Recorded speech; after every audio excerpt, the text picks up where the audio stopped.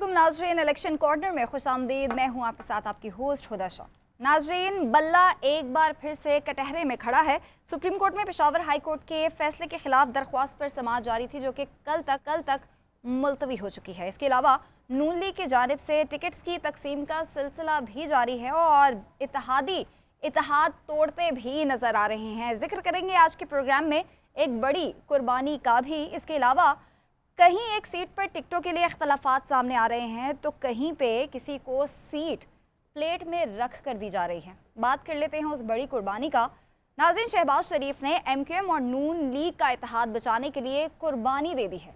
शहबाज शरीफ कराची के हल्का NA 242 से दस्तबरदार हो चुके हैं। एमक्यूएम के मुस्तफ़ा कमाल अब उस हल्के से इलेक्शन लड़ेंगे। शहबाज शरीफ इलेक्शन 2018 में इस हल्के से इलेक्शन लड़े थे और PTI के फैसल वावडा से सिर्फ 600 वोट के मार्जिन से वो वहाँ पे हार गए थे। और इस बार भी शहबाज शरीफ कराची के इस हल्के पर नज़र रखे हुए थे, लेकिन नून लीग की जानिब से ये दावा भी किया जा रहा था कि मुत्तहिदा वाले इस नशिस्त पर शहबाज शरीफ के मुकाबले में उम्मीदवार नहीं लाएंगे। लेकिन फिर हमने देखा ये मामला खटाई में पड़ गया और एमक्यूएम से काफ़ी डिटेल में बहसो मुबाहसा भी हुआ। एमक्यूएम की जानिब से तरदीद भी सामने आई, फिर अभाम का शिकार रही ये सीट और अब फाइनली शहबाज शरीफ ही दस्तबरदार हो गए हैं। इस सारे मामले पर बात करने के लिए ब्यूरो चीफ इमरान अहमद हमारे साथ मौजूद हैं। उनसे जानते हैं, इमरान, ये हुआ क्या जहाँ पे एक तरफ नून लीग की जानिब से दावा किया जा रहा था कि जी ये सीट तो अब शहबाज शरीफ की है, वहीं पे शहबाज शरीफ ही इस सीट से दस्तबरदार हो गए।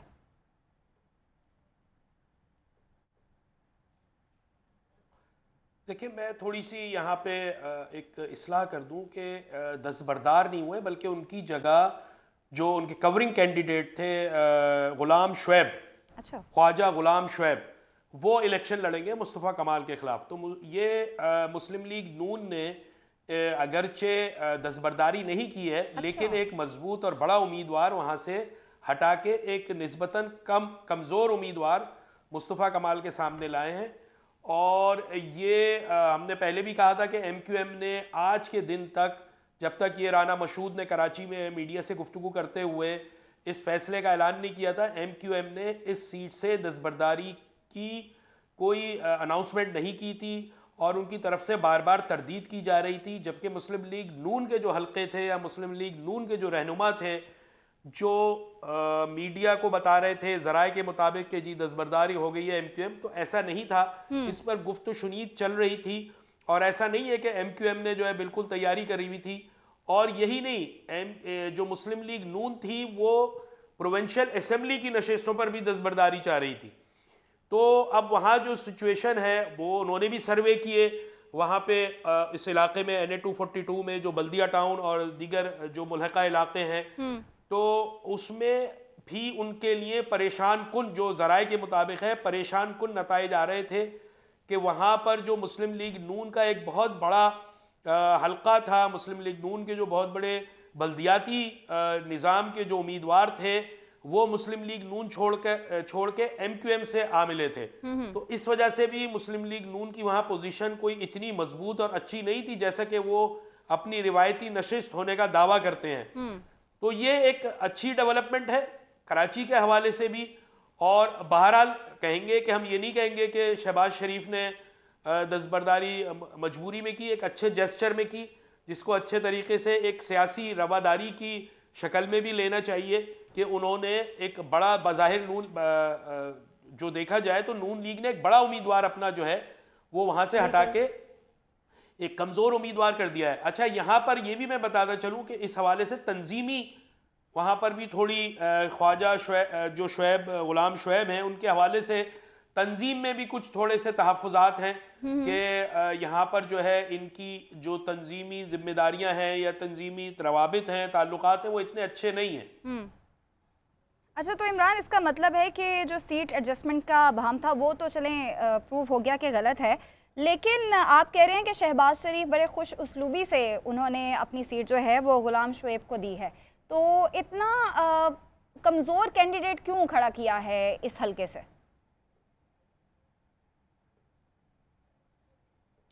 देखिए, इन्होंने तो मुसम्मम इरादा किया हुआ था कि यहाँ से शहबाज शरीफ ही लड़ेंगे बिल्कुल। तो वहाँ पे उन्होंने एक फॉर्मेलिटी के तौर पे इन्होंने एक उम्मीदवार अपना खड़ा कर दिया था कवरिंग, जिसके लामोहला, लेकिन उनको ये नहीं पता था कि आज आखिरी लम्हों में या आखिरी दिनों में शहबाज शरीफ विड्रॉ कर जाएंगे। मतलब इस पे अगर अंदरूनी आप इत्तलात लें या इनका जो इंस्टांस था वो इंतहाई मजबूत था और बड़े मतलब यानी कि ताकत से चाह रहे थे, ताकत कह लें आप या अपने आप को मनवाने के लिए कह रहे थे कि शहबाज शरीफ ही खड़े होंगे यहाँ से और MQM दोस्ती का सबूत दे, सीट एडजस्टमेंट का यही जानना चाह रही हूँ कि MQM से क्या इस मामले पर MQM से क्या स्टांस जो है वो उस पे बात हुई है, मैं ये जानना चाह रही हूँ। नहीं, MQM से कोई बात नहीं हुई है उनकी। MQM के तो बाज जो रहनुमा थे, जो अहम मरकजी रहनुमा है, उनको तो इल्म में भी नहीं था कि ये ऐलान हो गया राना मशहूद की तरफ से। लेकिन यह है कि MQM की जो पोजीशन है वहां पर वो बहुत अच्छी है निस्बतन दूसरी पार्टियों के।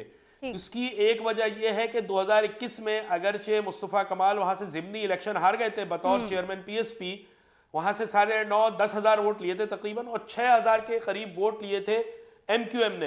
अब ये दोनों पार्टियां मर्ज कर गई हैं तो यहाँ पर पोजीशन MQM की अच्छी है और मुस्तफ़ा कमाल ने एक जो उनका प्लस पॉइंट जाता है वो ये जाता है कि 2021 में जब वो खड़े हुए थे ज़िमनी इंतखाबात में, उस दिन से लेके आज तक उन्होंने उस हलके में जाना नहीं छोड़ा है। वो मुस्तकिल जाते हैं, कभी जुमे की नमाज पढ़ते हैं, कभी लोगों से मिलते हैं, शादियों में, इंतकाल में, दूसरे मौकों पर, कॉर्नर मीटिंग, जलसे, जो भी होता है उन्होंने कैंडिडेट है। ब्यूरो चीफ इमरान अहमद हमें डिटेल बता रहे थे। नून लीग और MQM की सीट एडजस्टमेंट नहीं हुई है, शहबाज शरीफ दस्तबरदार हुए हैं और गुलाम शुएब अब उस हलके से नून लीग की जानिब से इलेक्शन लड़ेंगे। यहाँ वक्त हुआ एक ब्रेक का, हमारे साथ रहिएगा।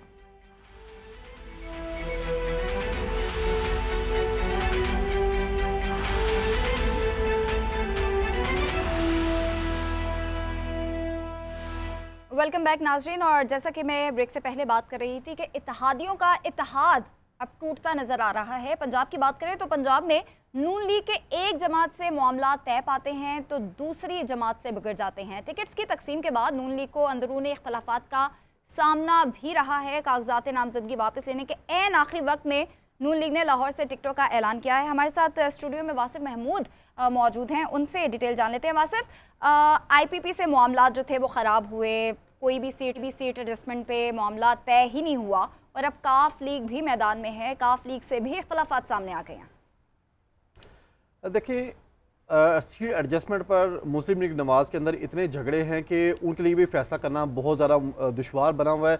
इस वक्त जो आखिरी इतलात ये है कि IPP के साथ मुस्लिम लीग नवाज़ की ज़्यादातर सीटों के ऊपर सीट एडजस्टमेंट हो चुकी है, लेकिन जिन सीटों पर एडजस्टमेंट नहीं हो सकी मुस्लिम लीग नवाज़ ने उसके ऊपर माजरत भी कर ली। खासतौर पर जो लोधना का हल्का जहाँ से जहांगीर तरीन IPP के चेयरमैन है खुद इलेक्शन लड़ेंगे, वहाँ पर झगड़ा इतना है कि जो मुस्लिम लीग नवाज़ की मुकामी क़यादत है उन्होंने जिस तरह से रोहेल असगर ने यहाँ पर धमकी लगाई कि जी मैं आज़ाद इलेक्शन लड़ूंगा तो आप देख लें कि कैसे आपका उम्मीदवार जीता है। यही सूरत हाल वहाँ पर है कि वहाँ पर अब्दुल रहमान कांजू एक बड़ा मजबूत ग्रुप समझा जाता है मुस्लिम लीग नवाज़ का।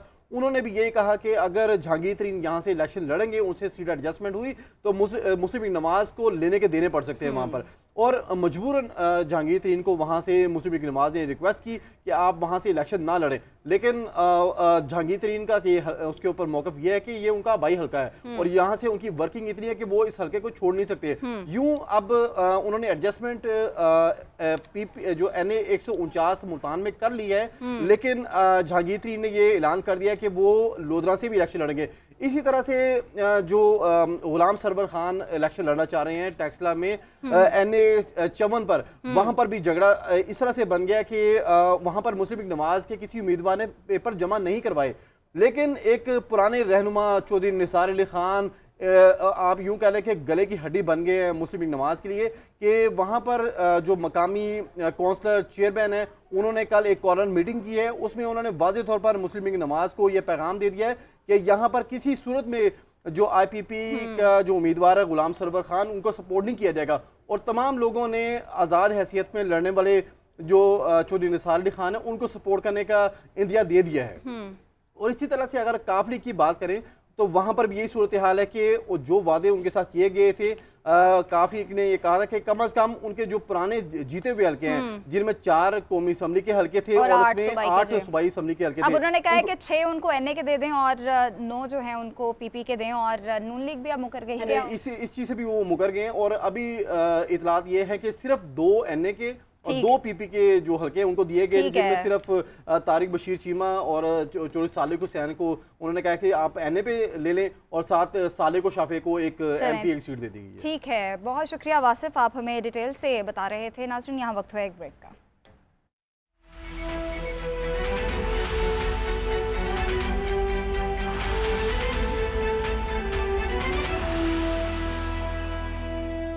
वेलकम बैक नाज़रीन, गुज़िश्ता इलेक्शन में कौमी असम्बली की नशिस्त से महरूम रहने वाले जमीयत उलमा इस्लाम के सरबराह मौलाना फजल रहमान काफ़ी खुश नज़र आ रहे हैं, क्योंकि 265 पशीन से वो इस बार इलेक्शन लड़ रहे हैं और पी के मैप के सरबराह महमूद खान अचकज़ई ने दस्तबरदार उस सीट से हो गए हैं। इसके अलावा बलोचिस्तान के एनए 259 की सूरत हाल बड़ी दिलचस्प है, वो सामने आई है।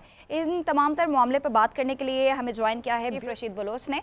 रशीद, मौलाना फजल रहमान तो बहुत खुश होंगे क्योंकि 2018 में वो एनए की कोई सीट नहीं जीत सके थे और इस बार तो पीके मैप महमूद खान अचकज़ई जो उनके सरबराह हैं उन्होंने ही दस्तबरदार कर गए हैं वो उस हल्के से। तो कोई वजह सामने आई है, सीट एडजस्टमेंट का मामला है ये?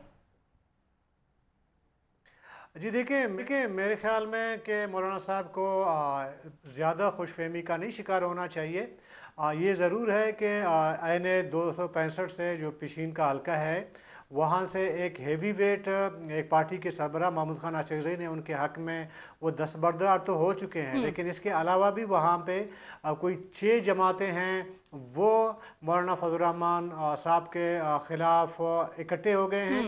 और अच्छा। दूसरी बात यह है कि जिस हल्के की मौलाना फजल रहमान वो इलेक्शन फाइट कर रहे हैं वहाँ पे जमीयत के अंदरूनी तौर पर भी इख्तिलाफात काफ़ी हद तक मौजूद हैं। अच्छा।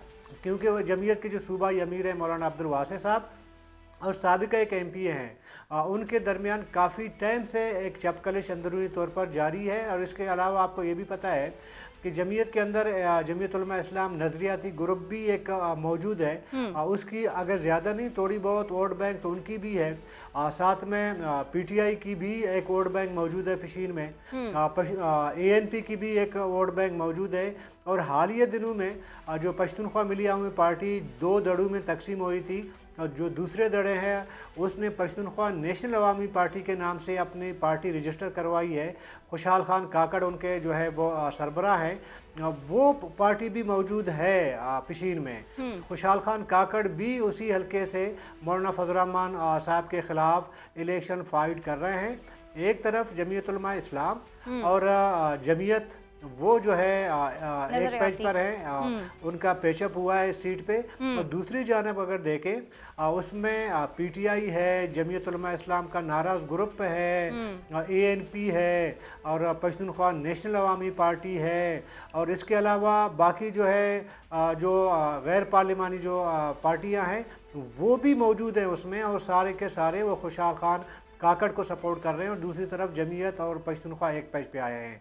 और ये जो है यानी मौलाना को अभी इतना खुश होने की जरूरत नहीं है, काफी स्ट्रॉन्ग कैंडिडेट्स जो हैं वो उनके अगेंस्ट इलेक्शन लड़ रहे हैं। अच्छा रशीद, ये भी बताएगा कि बलोचिस्तान के जो हल्का है एनए 259 उसकी सूरत हाल बड़ी दिलचस्प है। वहाँ पे मीर याकूब बिजिंजो के अगेंस्ट कौन कौन से उम्मीदवार इलेक्शन लड़ रहे हैं, और ये जो सूरत हाल में दिलचस्प की बात कर रही हूँ वो ये है कि पीपल्स पार्टी भी उनको टिकट दे रही है, नून लीग भी उनको टिकट दे रही है। तो उनका कोई फैसला सामने आया है कि वो किस पार्टी की टिकट ले रहे हैं?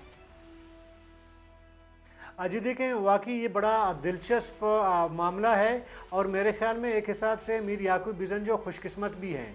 एक तरफ नून लीग और पीपल पार्टी के लिए टिकट होल्डर जो या जो टिकट लेने के लिए वो जो है लाइन पे खड़े हैं, उनके अंदर लड़ाइयाँ हो रही हैं, झगड़े हो रहे हैं, इख्तलाफात सामने आ रहे हैं। और दूसरी तरफ एक ऐसा हल्का भी है जहाँ पे खुशकिस्मत एक कैंडिडेट है, उनको 2 बड़ी जमातें जो है वो ऑफ़र कर रही हैं। वो कहते हैं जी मेरा टिकट लें, दूसरा कहता है कि मेरा टिकट लें। ये NA 259 है। मीर याकूब बिजंजो इससे पहले देखें वो मुख्तलिफ पार्टियों में रह चुके हैं। इससे पहले 2008 को ये बलूचिस्तान नेशनल पार्टी अवामी की टिकट पे ये जीत गए हैं, इसी हल्के से हाँ, जीत 2008 में जीते थे। अब फैसला ये देखना है कि मीर याकूब हैं वो किस पार्टी के टिकट से इलेक्शन लड़ेंगे या वो आज़ाद हैसियत से लड़ेंगे। रशीद बलोच ब्यूरो चीफ हमारे साथ मौजूद थे और डिटेल बता रहे थे। नाज़रीन, इलेक्शन कॉर्नर से आज के लिए इतना ही। अपना ख्याल रखिएगा, मुझे इजाज़त दीजिए। अल्लाह हाफ़िज़।